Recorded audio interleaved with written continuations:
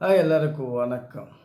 இந்த நாளில் கூட வேதத்திலிருந்து, தேவ சட்டத்திலிருந்து மத்தேயு சுவிசேஷம் 5வது அதிகாரம் 24 வாசிப்போம்.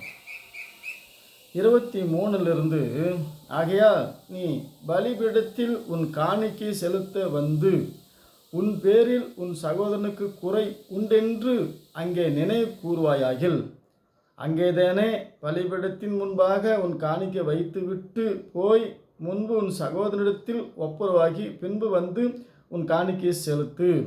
எதிராளி உன் நியாயாதிபதியிடத்தில் ஒப்புக்கொடாமலும் நியாயாதிபதி உன்னை சேவகரிடத்தில் ஒப்புக்கொடாமலும் நீ சிறையில் வைக்கப்படாமல் இருக்கும்படி நீ உன் எதிராளியோடு வழியில் இருக்கும்போதே சீக்கிரமாய் அவனோடு நல்மனம் பொருந்து. நல்மனம் பொருந்தாவிட்டால் நீ ஒரு பைசா கொடுத்து தீர்வு வரைக்கும் அவ்விடத்திலிருந்து புறப்பட மாட்டாய் என்று மெய்யாகவே உனக்கு சொல்லுகிறேன். காணிக்க பலிபீடத்தில் காணிக்கை செலுத்த வந்தான்.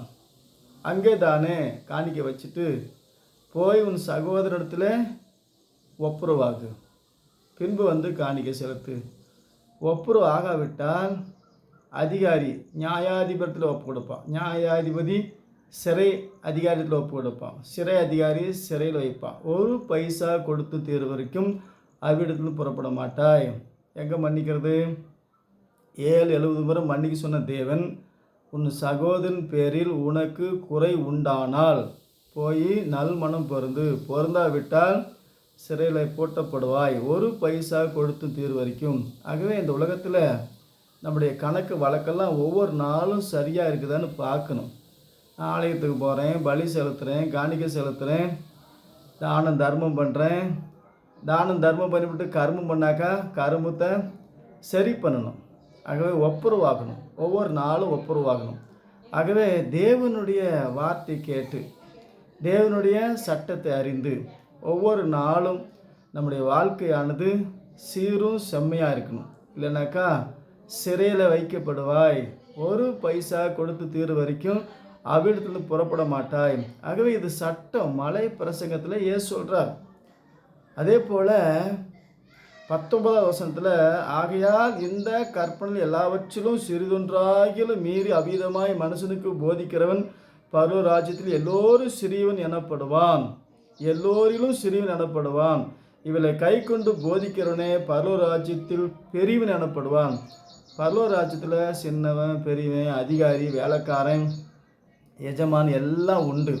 இந்த பிரமாணத்தின்படி சரியாய் செயல்படும் போது அதிகாரி, பிரமாணத்தை மீறி 1-2 மறைச்சி அவ்விதமாய் மனுஷனுக்கு போதிக்கிறவன் பரலோக ராஜ்யத்தில் எல்லோரும் சிறியவனாக இருப்பான். ஆகவே அவன் திறமைக்கு தக்க தாளந்து நாம் நல்மனம் பொருந்தி இந்த பூமியில் எக்காரணத்தை கொண்டும் பாவத்துக்கும் சாபத்துக்கும் ஆங்காரத்துக்கும் அக்கிரமத்துக்கும் கையேந்தாதபடி ஒவ்வொரு நாளும் தேவனுடைய வார்த்தையில் தேவனுடைய சட்டத்தில் சரியாய் நல்மனம் பொருந்தி ஒவ்வொரு நாளும் தெரியும் கல் எது, முள் எது, நெல் எது, லொல் எது, நெருப்பு எது, தண்ணி எது, எல்லாத்துக்கும் தெரியும். பகுத்தறிவோடு இருக்கிறோம் இல்லையா? பகுத்தறிவோடு தேவனுடைய வார்த்தையில் நிலைத்திருந்து தேவனுக்கு சித்தமானதை செஞ்சு ஆசுவாத்தி ஐஸ்வர்யத்தை சுதந்திரித்து கொண்டு பரலோகத்தில் பெரியவனாக இருக்க முயற்சி பண்ணுவோம். கர்த்தர் நம்முடைய தகுதிக்கு தகுந்த தாளந்து, நம்முடைய கிரியைக்கு தக்க பரிகாரத்தை தேவன் தருவார். ஆகவே இந்த பூமியில் செய்கிற ஒவ்வொரு நல்ல காரியத்துக்கும் தேவன் நல்ல செயல், நல்ல வாழ்க்கையை நித்திய ராஜ்யத்தில் பரலோக ராஜ்யத்தில் எஜமானாக வைப்பார். ஆகவே இந்த பூமியிலையும் எஜமானாக இருப்போம். இம்மேலையும் மறுமையிலையும் இரட்டிப்பான ஆசீர்வாதத்தை சுதந்திரித்து கொள்ள நல்மனம் பொருந்தி தேவனோடு கூட நடக்க பழகிக்கொள்வோம். சட்டத்தை அறிந்து திட்டத்தை புரிந்து தேவனுடைய சித்தத்தின்படி பரலோகத்திலும் உடைய சித்தம் செய்யப்படும் போல பூலோகத்திலும் செய்யப்படுவதாக. நீதியின் மார்க்கத்திலே நீதியாய் உண்மையாய் நடந்து கர்த்தருடைய பிள்ளைகளாய் வாழ்வோம். கர்த்தர் உங்களை ஆசீர்வதிப்பார். மீண்டும் சந்திப்போம். வணக்கம்.